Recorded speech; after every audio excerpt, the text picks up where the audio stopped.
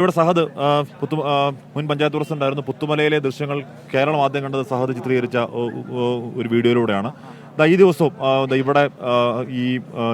ഇവിടെ ഉരുൾപൊട്ടുമ്പോൾ ആദ്യ ദിവസം സഹദ് ഉണ്ട്. അപ്പോൾ എന്താണ് ഇനി വാട്ട് നെക്സ്റ്റ് എന്നുള്ള ഒരു ചോദ്യം എന്ത് മറുപടി എന്താ സഹദ്? തീർച്ചയായിട്ടും നമ്മൾ മൂന്നാം തവണയാണ് അംഗീകരിക്കുന്നത്. 18, 19, 24. അപ്പോൾ കഴിഞ്ഞ പ്രാവശ്യം പുത്തുമല പൊട്ടിയ സമയത്ത് തന്നെ സ്വാഭാവികമായിട്ടും ഞങ്ങൾ ഇതിനൊരു ഓപ്ഷൻ പറഞ്ഞു വെച്ചാൽ നിർമ്മാണവുമായി ബന്ധപ്പെട്ടാണ് പ്രയാസമെങ്കിൽ അത് ഞങ്ങൾ ആ ഭാഗത്തുള്ള ആളുകൾക്ക് അതിൻ്റെ നിയമാവലികൾ പറഞ്ഞുകൊണ്ട് ഇത്ര സ്ക്വയർ ഫീറ്റ് വീട് ഇന്നതുപോലെ നിർമ്മിക്കണം എന്ന സാധനം ഉണ്ടാക്കി തരികയാണെങ്കിൽ ഞങ്ങൾ അങ്ങനെ നിർമ്മിച്ചോളാം. അവിടെ താമസിക്കാൻ കഴിയാത്ത സാഹചര്യം ഉണ്ടെങ്കിൽ പൂർണ്ണമായിട്ട് ആ നാട്ടുകാരത് മാറ്റണം. അത് ഗ്രാമസഭ ഉൾപ്പെടെയുള്ള പൊതുവേദികളിൽ ഇത്ര സ്ക്വയർ ഫീറ്റ് വീട് അവിടെ കെട്ടാൻ പാടും. അതാണ് നിർമ്മാണത്തിൻ്റെ ആണെങ്കിൽ കേട്ടോ. ഇത് മേഘസ്ഫോടനം പറയുന്നുണ്ട്. പാറ പൂർണ്ണമായിട്ടും നിറങ്ങി വന്നതിൻ്റെ ഭാഗമായിട്ട് മണ്ണിൻ്റെ അളവ് കുറവുന്നുണ്ട്. ഫുൾ പാറയാണ്. ഇത്ര ഒരു 20 അടി മാത്രമാണ് മണ്ണുള്ളത്. മണ്ണ് പൂർണ്ണമായിട്ട് വലിച്ചിറങ്ങിയതിൻ്റെ ഭാഗമായിട്ടാണ് ഭീകരമായിട്ടുള്ളൊരു ഇത് വന്നിട്ടുള്ളത്. ഇതേ സെയിം സാധനം തന്നെയാണ് 2019 പുത്തുമല പൊട്ടിയിട്ടുള്ളത്. അന്ന് ഇദ്ദേഹം പറഞ്ഞ കാര്യം തന്നെ ഭൂരിപക്ഷം ആളുകൾ ജനങ്ങളും നാട്ടിലെല്ലാം ജനപ്രതിനിധികളെല്ലാം ചേർന്നുകൊണ്ട് 300 ചില്ലാൻ ആളുകൾ തലേ ദിവസം മാറ്റി. ആ മാറ്റിയോട് മാത്രമാണ് ഇപ്പോൾ ഒറ്റപ്പെട്ട മരണം എന്ന് പറയുന്നത്. പശുവിന് പുല്ലെടുക്കാൻ പോയത് വലിയ ദൂരം ഉണ്ടായില്ല. അതുപോലെ സ്വർണം വീട്ടിൽ എടുക്കാൻ പോയ ആൾക്കാർ, കോഴിനെ വിട്ടാൽ, അങ്ങനെ ഒന്നും ചെറിയ കാരണങ്ങൾ പോയ ആൾക്കാർ മാത്രമാണ് അതിൽ മരണപ്പെട്ടത്. പക്ഷെ ഇതിനകത്ത് ഇവരുടെ ജീവിതത്തിനകത്ത് ഇന്ന് വരെ കാണാത്ത ദുരന്തമാണ്. കാരണം പുഴ 5 മീറ്ററേ ഉള്ളൂ ആകെ. ആ 5 മീറ്റർ കവിഞ്ഞാൽ എത്ര കയറും? ഒരു 15 20 കൂട്ടിക്കും. പക്ഷെ ഇത് ഡബിളല്ല, 1 കിലോമീറ്റർ ദൂരത്തിലാണ് ഇതിന്റെ.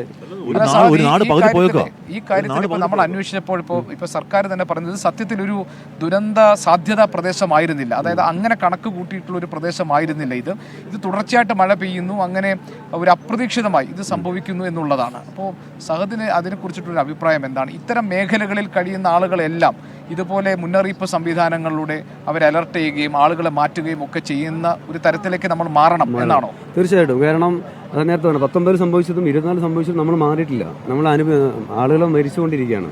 എന്തെല്ലാം സംവിധാനം നമുക്കുണ്ട് നമ്മുടെ ഈ രാജ്യത്ത്? ഒരുപാട് ടെക്നിക്കൽ സംവിധാനങ്ങളുണ്ട്. ഇതിനെപ്പറ്റി ഗ്രഹണം പഠിച്ച ആളുകളുണ്ട്, ഒരുപാട് കഴിവുള്ള ആളുകളുണ്ട്. ഈ ഒരു സാഹചര്യത്തിൽ എല്ലാം മരണപ്പെട്ട് കഴിഞ്ഞിട്ട് ഈ ചർച്ച ചെയ്യുന്നത് ശരിയല്ല. ചെയ്യാതിരിക്കാൻ, ഇനി വരാതിരിക്കാൻ, ഇനി ആവർത്തിക്കാതിരിക്കാൻ നമ്മൾ എന്ത് ചെയ്യണം?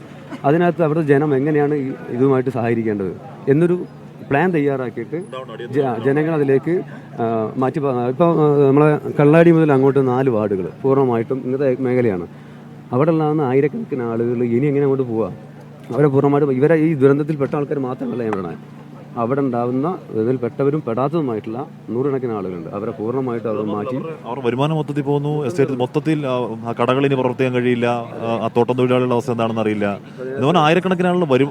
ഇനി അങ്ങനെ അരി എങ്ങനെ മേടിക്കുന്ന പ്രശ്നമുണ്ടല്ലോ, അതില്ലാതായി. ചുവൽമല എന്ന് പറഞ്ഞ ഒരു ഭാഗം ഏറ്റവും താഴ്ന്ന തട്ടിലെ ആളുകളായിരുന്നു. കർഷകർ, തോട്ടം മേഖല, ആദിവാസികൾക്ക്. ചുവൽമല ഈ 2-3 ടൂറിസം ഡിപ്പാർട്ട്മെന്റ് വന്നതിന്റെ ഭാഗം ഗ്ലാസ് പിടിച്ചൊക്കെ 900 കണ്ടൊക്കെ വന്നതിന് ശേഷം മെച്ചപ്പെട്ട മേഖലയ്ക്ക് അവരുടെ സമൂഹം വളർന്നു വന്നു. ഒരു 50% ആളുകളും സ്വന്തമായിട്ട് ജോലി ചെയ്ത് സമ്പാദിച്ച് നല്ല വീട് വെച്ചു, വാഹനങ്ങൾ വാങ്ങി ഒരു മെച്ചപ്പെട്ട രീതിയിലേക്ക് വളർന്നു വന്നൊരു ഭാഗം ആയിട്ടുള്ളൂ. ഏലം അതുപോലെ നല്ല വില വന്നു. കാപ്പി കഴിഞ്ഞ വർഷം വില വന്നു. കർഷകരാണ് അവർ. ആദ്യ തലമുറ മൊത്തം തോട്ട തൊഴിലാളികളാണ്. അവരുടെ മക്കൾ ഇങ്ങനെ പച്ചപിടി ജീവിച്ചു വന്നു തുടങ്ങുന്നേ ഉള്ളൂ. അത് വളരെ സ്റ്റാർട്ടിംഗ് ആണ്. അപ്പോൾ അവിടെ പോയി കാണാം ഓരോ വീടുകളും. പണ്ടങ്ങനത്തെ ഒരു വീട് ഉണ്ടായിട്ടില്ല. പ്രവാസികളായിട്ടുള്ള ആൾക്കാരുണ്ട്. പിന്നെ ജീപ്പ്, 900 കണക്കിന് ജീപ്പ്, 1-2 വാഹനമുള്ള ആൾക്കാരാണ്. അങ്ങനെ റിസോർട്ടുകൾ, ഹോം സ്റ്റേ. ഒരാൾ പോലും ജോലിയില്ലാതെ അല്ലെങ്കിൽ 10 രൂപ വരുമാനമില്ലാതെ നിൽക്കുന്ന ആളുകളില്ല. സ്ത്രീകളാണെങ്കിലും യുവാക്കളാണെങ്കിലും ഓരോ മേഖലക്കകത്ത് അവർ കയറി പറ്റിയിട്ടുണ്ട്. പക്ഷെ അത് പൂർണ്ണമായിട്ടൊരു യാത്രയോട് കൂടി നഷ്ടപ്പെട്ടു. സഹദ്, ഞാൻ അതിനിടയ്ക്ക് ഒരു കാര്യം ചോദിക്കട്ടെ. ഇപ്പോൾ ഈ ദുരന്തത്തിന്റെ വിവരം സഹദ് എപ്പോഴാണ് അറിയുന്നത്? എന്തായിരുന്നു താങ്കൾക്ക് കിട്ടിയിട്ടുള്ള ഒരു സന്ദേശം? എനിക്ക് രാത്രി, ഇപ്പോൾ ജിതി സംസാരിച്ചല്ലോ അവിടെ, അപ്പോൾ അവർ രാത്രി വിളിച്ചിരുന്നു ഞങ്ങളെല്ലാവരും. അപ്പോൾ ഏതാണ്ട് 1 മണി കഴിയുമ്പോൾ ഞങ്ങൾ ഓടി ഇവിടെ പാർട്ടീസിൽ വന്നു. പറ്റാവുന്ന ആളുകൾക്ക് വിളിച്ചു, പറ്റാവുന്ന വണ്ടി എടുത്തു, അപ്പോൾ തന്നെ വിട്ടു. 2ാമത്തെ പൊട്ട് ഞങ്ങൾ പോയിന്റ് സ്റ്റേഷനാണ് പൊട്ടുന്നത്. അവിടെ 3ാമത്തെ പൊട്ടുന്നത്. അപ്പോൾ ഞങ്ങൾ ഓടുക ചെയ്യുക. ഞങ്ങൾ ക്യാമറമാരെല്ലാം ഉണ്ടാവും. ഞങ്ങൾ ഓടുക ചെയ്തത്. പക്ഷേ ഞങ്ങൾ അവിടുന്ന് 2 വഴിക്ക് തിരിഞ്ഞു. ഒന്ന് ചൂരമല റോഡിലേക്ക് ഒരു കൂട്ടം ചെറുപ്പക്കാർ പോയി, DYFIക്കാർ പോയി.